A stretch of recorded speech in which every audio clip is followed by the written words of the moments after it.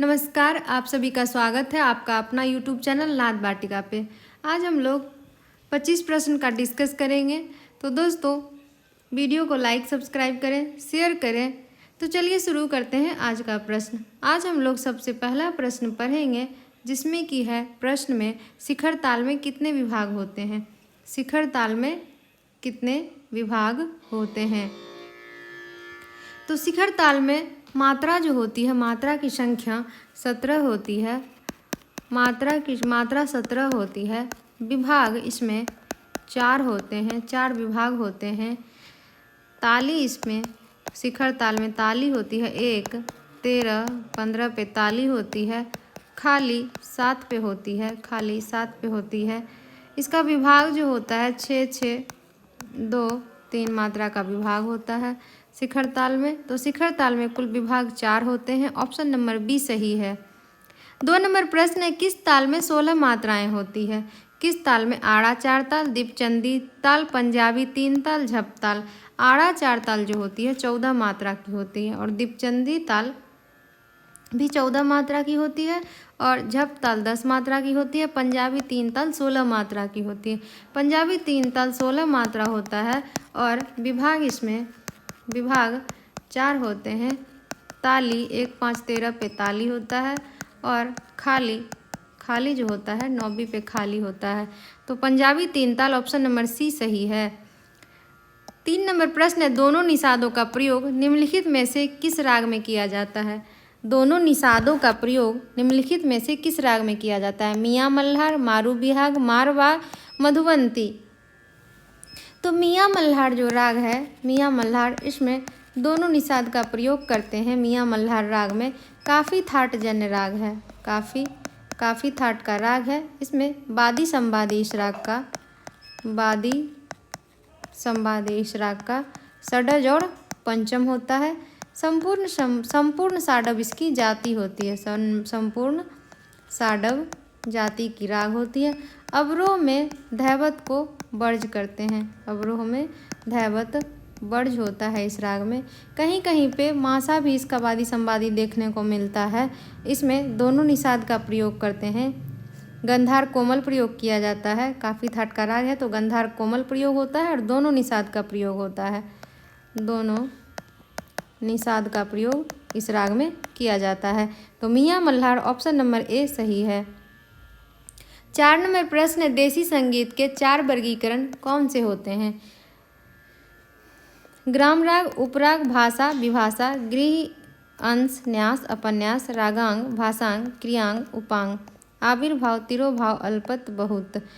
देसी संगीत में 10वीं राग वर्गीकरण में देसी राग और मार्गी, देसी संगीत और मार्गी संगीत है।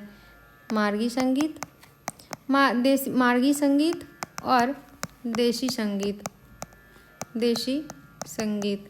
मार्गी जो होता है इसमें आता है राग, उपराग, राग ग्राम राग, उपराग, राग ग्राम राग, उपराग, भाषा, विभाषा, विभाषा, अंतर्भाषा, अंतर्भाषा। और देसी में आता है रागांग,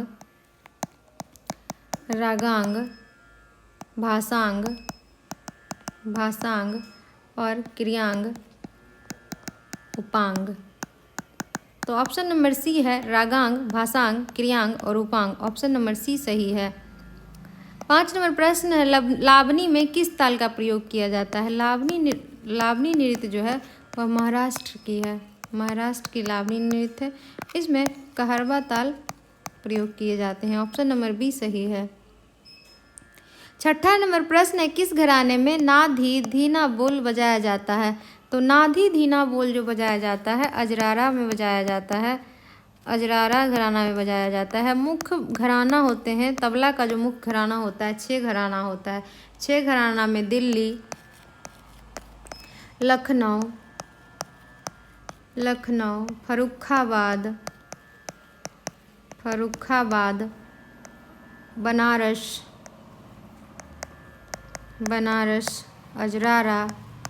अजरारा और पंजाब, जो कि एक स्वतंत्र घराना होता है पंजाब। किस घराने में नाधी धीना होता है? तो अजरारा घराना में होता है। ऑप्शन नंबर सी सही है।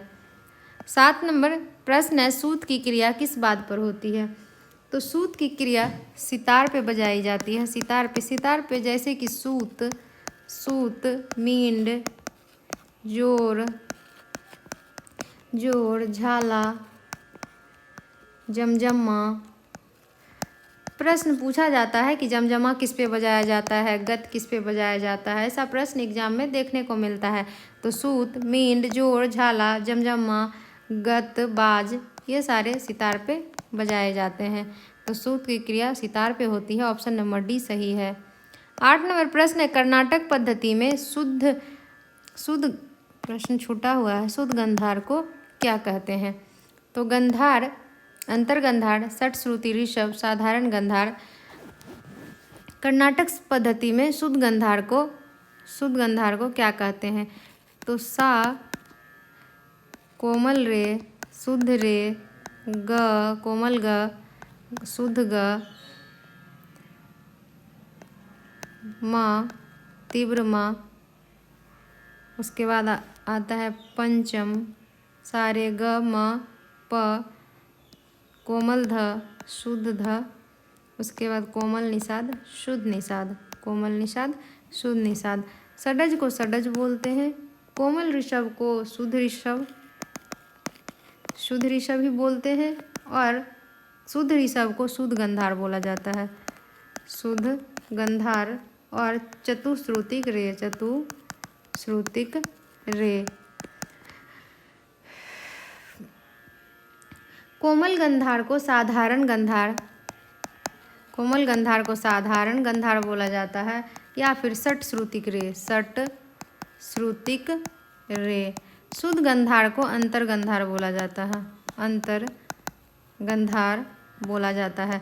मध्यम को शुद्ध मध्यम ही बोलते हैं। और तीव्र मध्यम को प्रति मध्यम बोलते हैं। पंचम को पंचम ही बोला जाता है। कोमल धैवत को शुद्ध धैवत और शुद्ध धैवत को शुद्ध निषाद या फिर पंचश्रुति धैवत। और कोमल निषाद को शुद्ध निषाद, कोमल निषाद को कौशिक निषाद या फिर षट्श्रुतिक ध भी बोला जाता है। और शुद्ध निषाद को काकली निषाद बोला जाता है। शुद्ध गंधार को प्रश्न कह रहा है, कर्नाटक पद्धति में शुद्ध गंधार को क्या बोलते हैं? तो शुद्ध गंधार को अंतर गंधार बोलते हैं। ऑप्शन नंबर बी सही है। 9 नंबर प्रश्न है, ललित कलाओं में कौन सा कला सर्वश्रेष्ठ है? ललित कलाओं में कौन सा कला सबसे श्रेष्ठ है? तो 5 ललित कला है, जिसमें कि है 5 ललित कलाओं में चित्रकला, काव्य कला, मूर्ति कला, संगीत कला, वास्तुकला।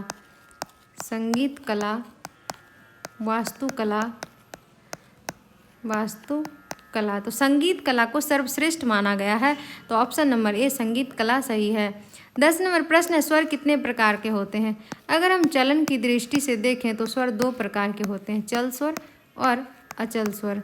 अचल स्वर जो होता है वो अपने स्थान पर स्थापित रहते हैं, जैसे कि षडज और पंचम अपने स्थान पर स्थापित रहते हैं। और चल स्वर जो होता है वो अपने स्थान से विचलन करते हैं, कोमल या तीव्र हो जाते हैं। तो अचल स्वर, चल स्वर 2 प्रकार के स्वर होते हैं। तो ऑप्शन नंबर सी सही है। 11 नंबर प्रश्न है, ताल का किससे संबंध है? न्यास से, स्वर से, मींड से, गमक से। न्यास पे ठहराव करते हैं, स्वर होते हैं, मींड एक स्वर से दूसरे स्वर पर जाते हैं मींड लेते हुए, तो मींड होता है। और गमक जो होता है जिससे स्वर की सुंदरता बढ़ती है, ताल से भी सुंदरता बढ़ाई जाती है, तो गमक, इसका आंसर गमक होना चाहिए। ऑप्शन नंबर डी सही है। 12 नंबर प्रश्न है, ताल में निम्नलिखित में से क्या प्रयुक्त होता है? मात्रा, स्वर, मींड, गमक। तो ताल में मात्रा प्रयोग किया जाता है। ऑप्शन नंबर ए सही है। 13 नंबर प्रश्न है, ख्याल अंक की ताल कौन सी है? झुमरा, सूल ताल, पंजाबी, इनमें से कोई नहीं। तो इसमें झुमरा ताल जो होती है, ख्याल अंक की ताल होती है झुमरा ताल, जिसमें मात्रा 14 होता है, विभाग 4 होता है, ताली 1, 4, 11 पे ताली और खाली 8वीं पे खाली होता है झुमरा ताल में। ऑप्शन नंबर ए सही है। 14 नंबर प्रश्न, तबला तरंग किस वर्ग का वाद्य है? तो तबला तरंग अवनद वाद्य की श्रेणी में आता है। ऑप्शन नंबर सी सही है। 15 नंबर प्रश्न, सप्ताध्यायी किसे कहा जाता है? तो सप्ताध्यायी जो कहा जाता है, संगीत रत्नाकर को सप्ताध्यायी कहा जाता है, क्योंकि इसमें संगीत रत्नाकर सारंगदेव जी का ग्रंथ है जिसे सप्ताध्यायी कहा जाता है। इसमें 7 अध्याय होते हैं। पहला है स्वर्गता अध्याय, राग विवेका अध्याय, प्रकीर्ण अध्याय,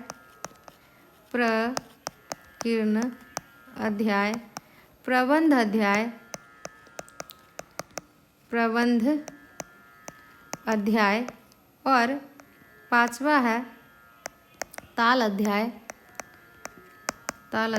6ठा है बाध अध्याय। 7वां है नर्तन अध्याय। इसीलिए इसे सप्ताध्यायी कहा जाता है। तो संगीत रत्नाकर ऑप्शन नंबर बी सही है। 16 नंबर प्रश्न है, अमीर खुसरो कहाँ के रहने वाले थे? अमीर खुसरो का जन्म 1253 में हुआ था उत्तर प्रदेश के पटियाली गांव में।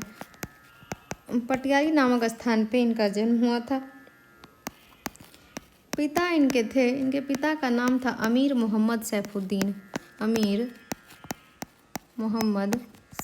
इनके पिता का नाम था। अलाउद्दीन खिलजी के ये राजगायक थे। अलाउद्दीन खिलजी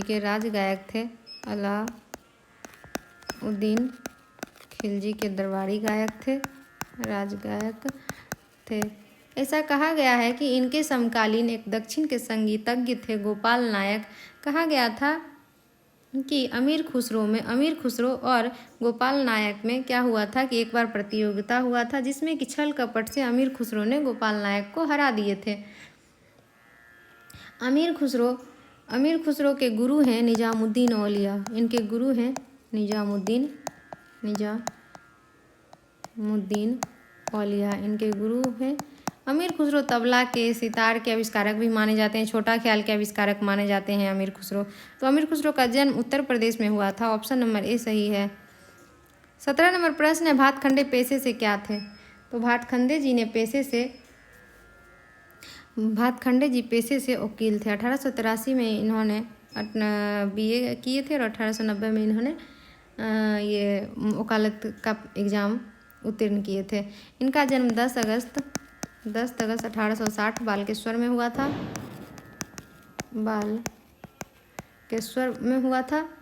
बम्बई में। और इन्होंने कुछ संगीत विद्यालय की स्थापना किए थे, जिसमें कि है एक मैरिज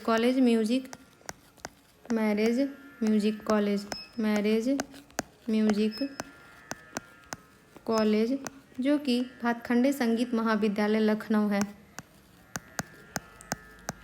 भातखंडे संगीत महाविद्यालय के नाम से अभी विद्यालय लखनऊ में है। इनका एक विद्यालय था माधव संगीत विद्यालय जो कि ग्वालियर में था। एक और कॉलेज था इनका म्यूजिक कॉलेज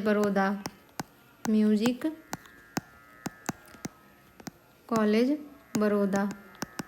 इन्होंने ये सारे विद्यालय की स्थापना किए थे। इन्होंने नवीन स्वरलिपि पद्धति की रचना किए, थाट राग वर्गीकरण किए।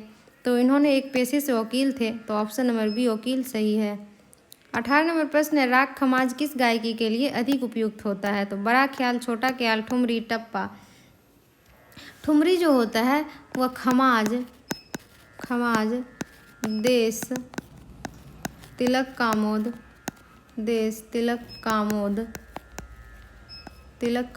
तिलंग, पीलू काफी, झिंझोर झिंझोटी, जोगिया, ये सारे राग में ठुमरी गाई जाती है। इसके ताल होता है दीपचंदी, ठुमरी का ताल दीपचंदी, और जत ताल में ठुमरी गाते बजाते हैं। तो छोटा ये राग खमाज ठुमरी के लिए प्रसिद्ध है। ऑप्शन नंबर सी सही है। 19 नंबर प्रश्न है, तीव्र मध्यम स्वर वाला राग कौन सा है? भैरवी, खमाज, पूर्वी, यमन। यमन राग जो है वह तीव्र मध्यम वाला स्वर है। वादी संवादी इस राग का, वादी संवादी इस राग का गंधार और निषाद होता है। इसे कल्याण राग भी कहा जाता है। जाति इसकी संपूर्ण होती है, संपूर्ण जाति होती है, और इसे रात्रि के प्रथम पहर में गाते हैं। रात्रि के प्रथम पहर में यमन राग को गाया जाता है। इसमें मध्यम तीव्र प्रयोग किए जाते हैं, मध्यम तीव्र प्रयोग किए जाते हैं। तो ऑप्शन नंबर डी यमन सही है। 20 नंबर प्रश्न, सदा सुहागिन किस राग को कहा जाता है? सदा सुहागिन राग जो होता है वह भैरवी राग है। भैरवी राग है, आसरा राग है। इसमें रे ग धनी कोमल प्रयोग किए जाते हैं, रे ग धनी कोमल प्रयोग किए जाते हैं स्वर। वादी संवादी इस राग का मासा, वादी संवादी मध्यम और सडज होता है। गायन समय प्रातःकाल, इस राग का गायन समय प्रातःकाल में इस राग को हम गाते हैं। जाति इसकी संपूर्ण मानी गई है, जाति इसकी संपूर्ण होता है। तो सदा सुहागिन राग भैरवी को कहा जाता है। ऑप्शन नंबर बी सही है। 21 नंबर प्रश्न है, पंडित विनायक राव पटवर्धन के शिष्य थे। तो Vinayak Rao Patwardhan Omkar Nath Thakur, Omkar Nath Thakur, B N. Thakar, B R. Deodhar, B A. Kasalkar, Vinayak Rai Patwardhan, Vinayak Rao Patwardhan, ये सारे पंडित दिगंबर पलुस्कर के शिष्य थे। तो option number B Pandit Vishnu Digambar Paluskar सही है। और पंडित विष्णु दिगंबर पलुस्कर के गुरु थे बालकृष्ण बुआ इचलंजीकर। 22 नंबर प्रश्न है, सानी ध प ग किस राग का द्योतक है? यमन, भूपाली, शुद्ध कल्याण, देशकार। यह जो स्वर है शुद्ध कल्याण का है, शुद्ध कल्याण का है। शुद्ध कल्याण जो राग होता है उसमें वादी संवादी इसकी इस राग की होती है, गंधार और धैवत। वादी संवादी इस राग का गंधार और धैवत होता है। जाति इसकी इस राग की औरव साडव होती है, औरव साडव होती है। औरव जाति की राग होती है। आरोह में मध्यम और निषाद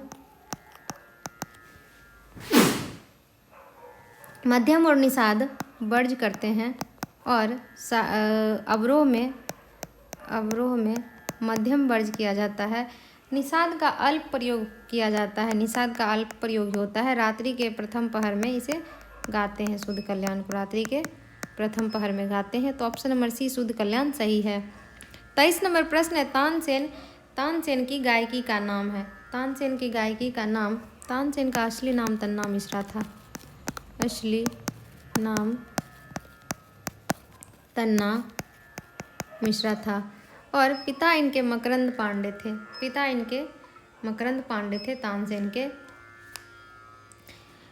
तानसेन के गुरु में आते हैं, तानसेन के जो गुरु हैं उनमें तानसेन के गुरु में आते हैं स्वामी हरिदास तानसेन के गुरु हैं।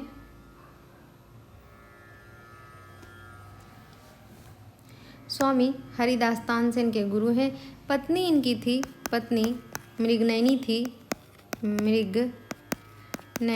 पत्नी इनकी मृगनयनी थी। इनका 4 पुत्र था और 1 पुत्री थी। तानसेन के पुत्र का नाम था शरत सेन,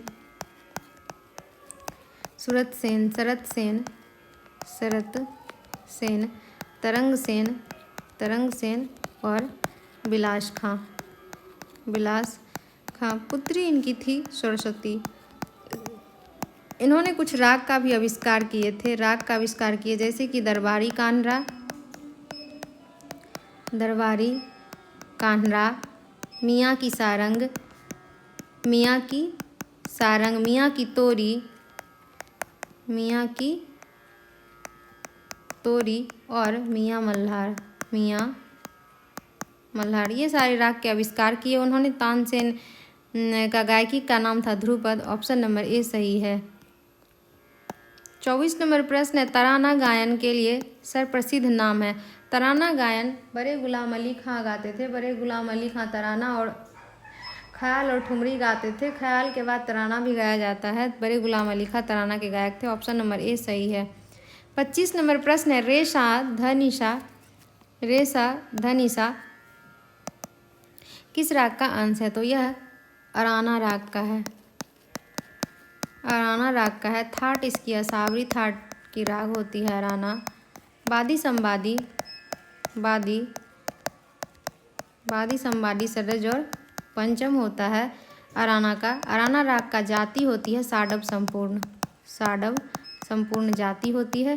और इसमें हम साडव संपूर्ण जाति होती है तो गंधार आरोह में वर्ज करते हैं। आरोह में गंधार को वर्ज किया जाता है, वर्जित होती है, गंधार वर्जित होता है। रात्रि के दूसरे पहर में इसे गाया जाता है। रात्रि के दूसरे पहर में अराना राग का गाया जाता है। तो ऑप्शन नंबर बी अराना सही है। दोस्तों प्रश्न को आज हम यहीं तक रखेंगे।